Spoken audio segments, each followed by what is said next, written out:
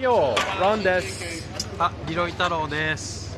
Today we did a gomi cleanup. Please tell me in Japanese about your costume. ラグビー日本代表の松島幸太郎選手です。And what was your, what do you think of all the cleanup today?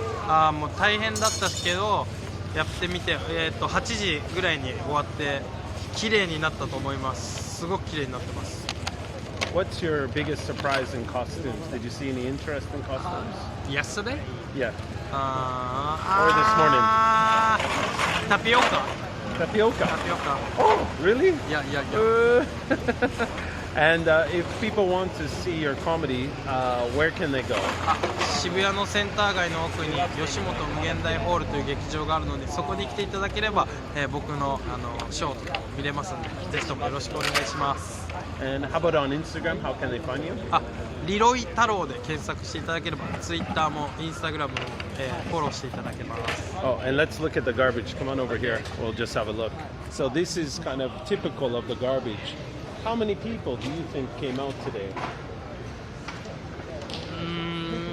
I want 1,000. Wow. But maybe 300. Okay. Sanhaku. Okay. 300 people came. Maybe. I didn't count. Okay. What's your message, you would say in Japanese, for people to get involved? Why should they choose not to party and come here? わかんないな。どうしたら、とにかくハロウィンを楽しんだら、その次の日に、また同じ場所で普通の生活を楽しむ人のためにも、掃除をする。